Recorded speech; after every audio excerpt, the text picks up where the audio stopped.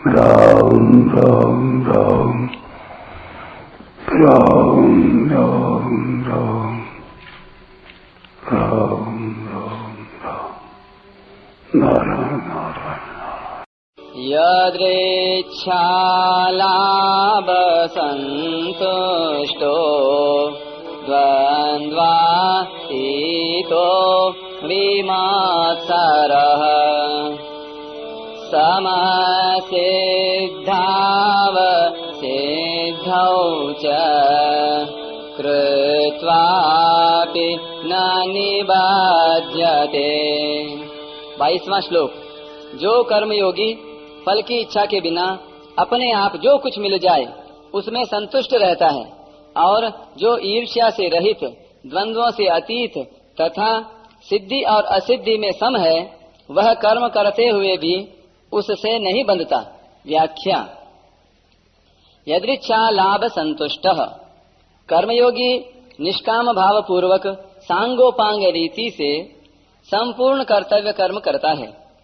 फल प्राप्ति का उद्देश्य न रखकर कर्म करने पर फल के रूप में उसे अनुकूलता या प्रतिकूलता, लाभ या हानि, मान या अपमान, स्तुति या निंदा आदि जो कुछ मिलता है उससे उसके अंतःकरण में कोई असंतोष पैदा नहीं होता। जैसे वह व्यापार करता है तो उसे व्यापार में लाभ हो अथवा हानि, उसके अंतःकरण पर उसका कोई असर नहीं पड़ता। वह हरेक परिस्थिति में समान रूप से संतुष्ट रहता है, क्योंकि उसके मन में फल की इच्छा नहीं होती।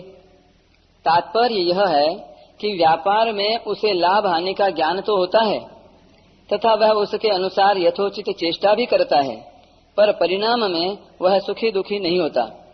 यदि साधक के अंतःकरण पर अनुकूलता प्रतिकूलता का थोड़ा असर भी पड़ जाए तो भी उसे घबराना नहीं चाहिए, क्योंकि साधक के अंतःकरण में वह प्रभाव स्थायी नहीं रहता, शीघ्र मिट जाता है। उपर्युक्त पदों में आया लाभ शब्द प्राप्ति के अर्थ में है, जिसके अनुसार केवल लाभ या अनुकूलता का मिलना ही लाभ नहीं है, प्रत्युत लाभ हानि, अनुकूलता प्रतिकूलता आदि जो कुछ प्राप्त हो जाए वह सब लाभ ही है। विमत्सरः। कर्मयोगी संपूर्ण प्राणियों के साथ अपनी एकता मानता है, सर्वभूतात्म भूतात्मा, इसलिए उसका किसी भी प्राणी से किंचन मात्र भी ईर्ष्या का भाव नहीं रहता। विमत्सरः पद अलग से देने का भाव यह है कि अपने में किसी प्राणी के प्रति किंचन मात्र भी ईर्ष्या का भाव न आ जाए। इस विषय में कर्मयोगी बहुत सावधान रहता है, कारण कि कर्मयोगी की संपूर्ण क्रियाएं प्राणी मात्र के हित के लिए ही होती हैं। अतः यदि उसमें किंचन मात्र भी ईर्ष्या का भाव होगा तो उसकी संपूर्ण क्रियाएं दूसरों के हित के लिए नहीं हो सकेंगी। ईर्ष्या दोष बहुत सूक्ष्म है। दो दुकानदार हैं और आपस में मित्रता रखते हैं। उनमें एक की दुकान दूसरे की अपेक्षा ज्यादा चल जाए तो दूसरे में थोड़ी ईर्ष्या पैदा हो जाएगी कि उसकी दुकान ज्यादा चल गई, मेरी कम चली। इस प्रकार ईर्ष्या दोष के कारण मित्र से भी मित्र की उन्नति नहीं सही जाती। जहाँ आपस में प्रेम है, एकता है, मित्रता है, वहाँ भी ईर्ष्या दोष आ जाता है। फिर जहाँ वैर, भिन्नता आदि हो, वहाँ का तो कहना ही क्या है।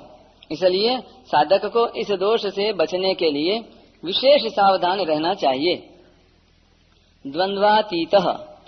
कर्मयोगी लाभ हानि, मान अपमान, स्तुति निंदा, अनुकूलता प्रतिकूलता, सुख दुख आदि द्वंद्वों से अतीत होता है। इसलिए उसके अंतःकरण में उन द्वंद्वों से होने वाले राग द्वेष, हर्ष शोक आदि विकार नहीं होते। द्वंद्व अनेक प्रकार के होते हैं, जैसे भगवान का सगुण साकार रूप ठीक है या निर्गुण निराकार रूप ठीक है, अद्वैत सिद्धांत ठीक है या द्वैत सिद्धांत ठीक है, भगवान में मन लगा या नहीं लगा, एकांत मिला या नहीं मिला, शांति मिली या नहीं मिली, सिद्धि मिली या नहीं मिली इत्यादि। इन सब द्वंद्वों के साथ संबंध न होने से ही साधक निर्द्वंद्व होता है। जैसे तराजू किसी भी तरफ झुक जाए तो वह बराबर नहीं कहलाता, ऐसे ही साधक के अंतःकरण में किसी भी तरफ झुकाव हो जाए तो वह द्वंद्वातीत नहीं कहलाता।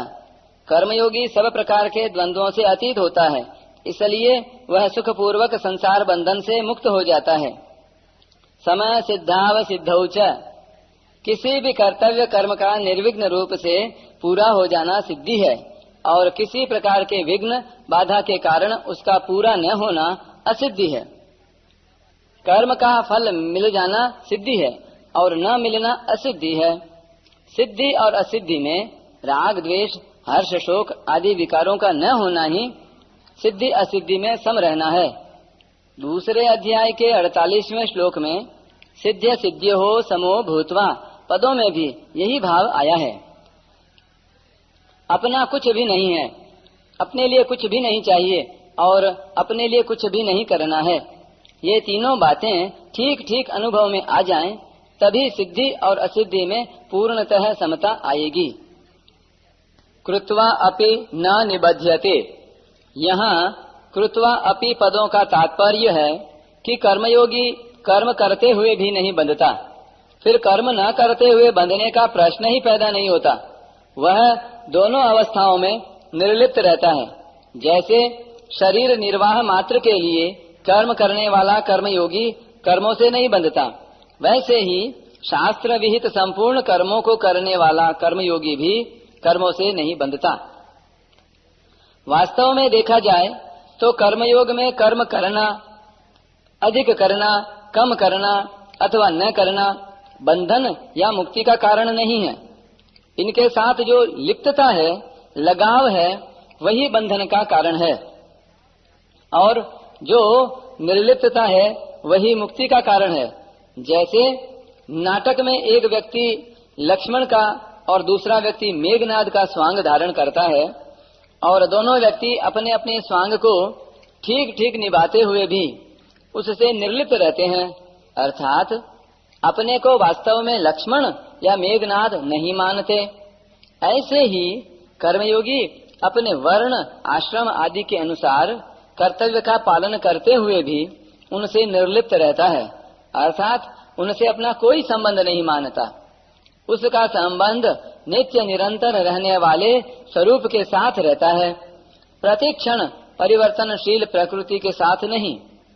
इसलिए उसकी स्थिति स्वाभाविक ही समता में रहती है। समता में स्थिति रहने से वह कर्म करते हुए भी उनसे नहीं बंधता।